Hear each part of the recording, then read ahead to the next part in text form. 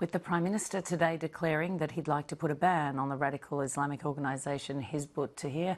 Spokesman for the group, Wasim Darihi, joins me now. Thank you for coming in. Thank you. We've invited you here tonight to help Australians better understand what it is that you stand for. So tell me, first of all, do you support the murderous campaign being waged by Islamic State fighters in Iraq? Well, thank you very much for the opportunity. There is an urgent need in this country to have quite open and honest conversation. I want to take a moment just to take a step back. But I would like you to take this moment to my question, only because we'll have some time to go through a number of issues, and I don't want to run out of time. We won't run out of time. We'll definitely address the most important and pertinent points. The first point is this, that when we discuss the events in the Middle East, in the Muslim world, our entry point shouldn't be what ISIS is doing or not doing.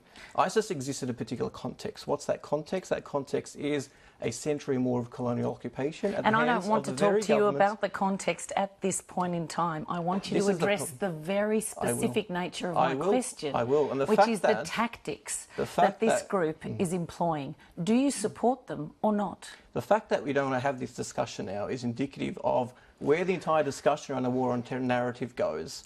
The fact is, the entire response is what Muslims are doing or may not be doing. But no one legitimately or sincerely is discussing what Western governments are doing in the Muslim world. Groups like ISIS or Al-Qaeda don't exist in a vacuum. They exist as a reaction to Western interference in the Islamic lands, and they view themselves, rightfully or wrongfully, irrespective of my opinion or otherwise, as a resistance effort to what they regard as an unjust occupation. And with respect, many commentators all over the world have made that very point. What I'm asking you specifically is their tactics. Of course people are angry, we understand that, but what I'm asking you is the tactic that's being employed to push back. Do you support it? Well, let me explain something very clearly. Answer my question, please. I'll explain to you why the question itself is quite disconcerting. Because what we're talking about is a particular reality where millions have lost their lives.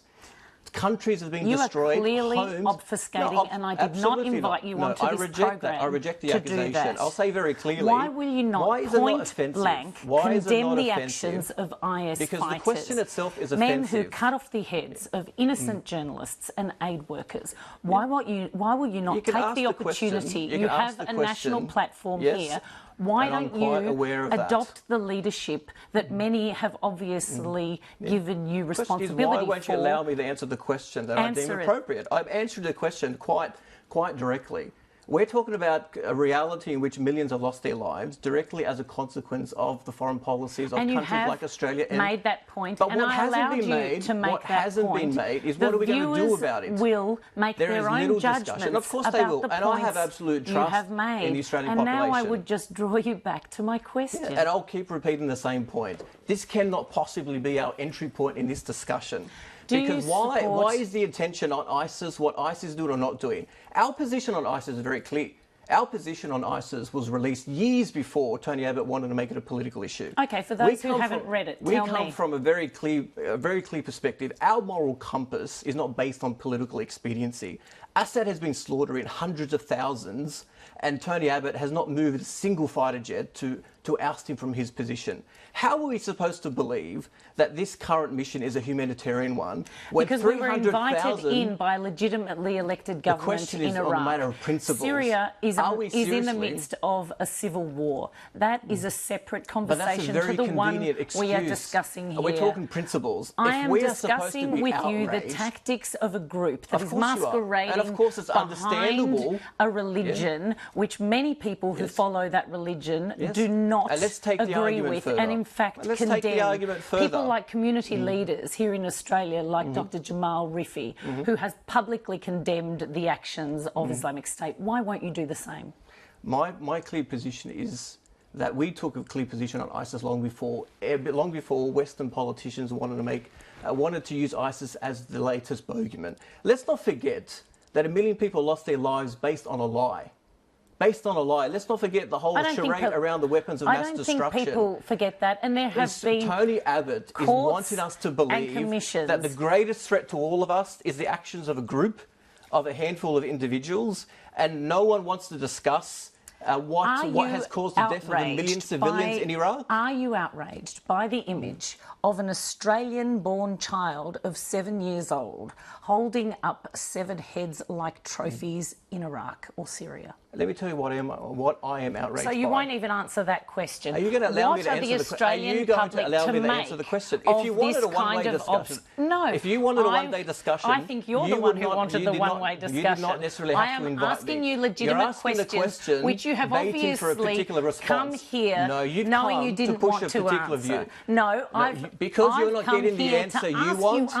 Because you're not getting the answer you want. In many cases, I just want a yes or no. Let me make it very clear. You've invited me onto this platform to express my views. Yes. You're not allowing me to do that. But you want to express your views quite separate to the questions that I'm putting to you. I'm answering the question that I deem appropriate. Okay, let me ask you a different question, and let's see if you might engage with that one. Your group is calling for a caliphate governed by Sharia law. What would that look like in Australia? This is the absurdity of this entire discussion.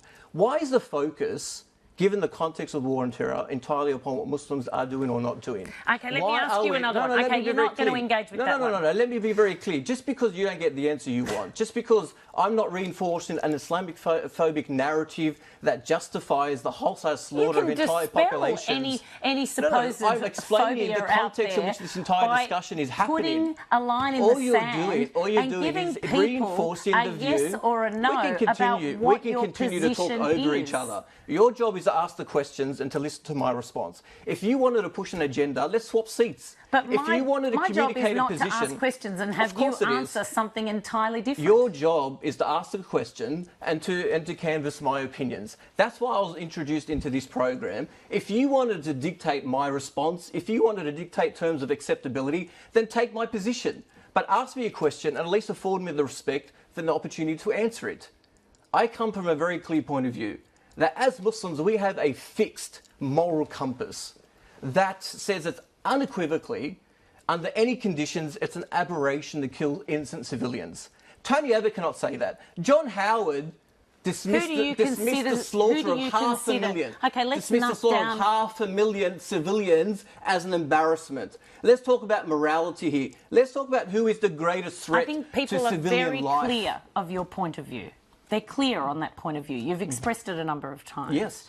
Now, let me ask you this. My message is this is where the discussion needs to be. Will you take this opportunity now to urge young Muslim men here in Australia not to join Islamic State fighters in Iraq and Syria? And I'll answer it in the exact same way.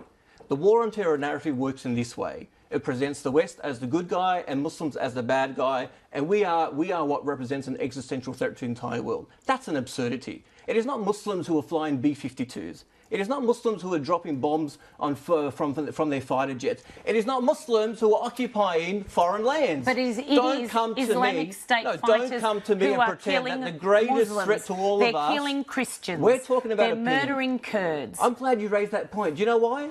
Because how are we expected to believe that the West is concerned about the life of minorities when it is the majority that is being slaughtered? How are we supposed to take those arguments seriously? How are we supposed to take the moral compass seriously when people like Madeleine Albright dismisses lives of 500,000 or 1 million through sanctions? One question that I'm answering very clearly. Specifically addressing the question I'm asking you. Just because you don't like the answer doesn't mean I'm not answering the question. But will you do me a favour and answer one question? I'm doing the public a great favour by refocusing this discussion where it needs to be. Ask yourselves very clearly, the Australian public...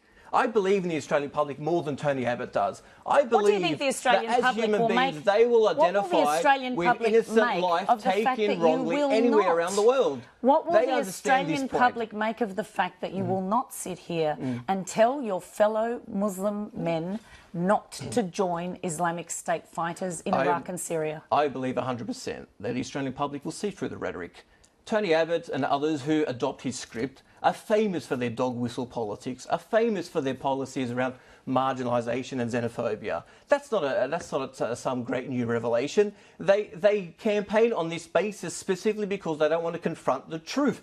And the truth is, it is not Muslims who are occupying foreign lands. It is not Muslims who are killing millions of civilians. And it is not Muslims who are shaking hands with barbaric tyrants. Barbaric tyrants. After 300,000 lives have been lost in Syria. Okay, now I'm engaging with your comments. Where are we? Iraq Afghanistan, We're not supporting occupying an Iraq. international architecture that enslaves entire populations. We're not occupying Iraq. You can place whatever spin you like. We live it. The we democratically elected government in Iraq has invited us in. And that's why, as a Muslim, I'm telling the Australian public the reality of what this government is doing in our lands.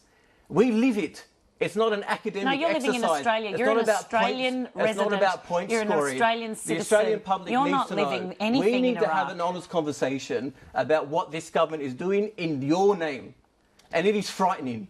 John Howard dismissed 500,000 lives as a near embarrassment, and he did it in the people's name. In your name. In the people's name. And this is the dilemma. You want the focus, you want the world to believe that what is of greatest concern is what a handful of individuals are doing in response like to what is being done upon them. There are about 30,000 now. Let's talk about the other side. Let's talk about the fact that they exist as a reaction to what exists on the ground. And what exists on the ground? Foreign occupation, political repression. Does that justify beheading? Does that justify the slaughter of innocents? The subjectivity around this discussion? Why don't you condemn what the Australian government is doing? Why don't you condemn what the American government is doing? Why don't you condemn the innocent killing of 1 million lives in Iraq and Afghanistan? Why don't you do that? Why don't you hold the government to account? We're out of time, Surprise. Very conveniently. Well, we are out of time. We don't have an infinite amount of time to talk to you, but thanks for coming in nonetheless. It is my pleasure.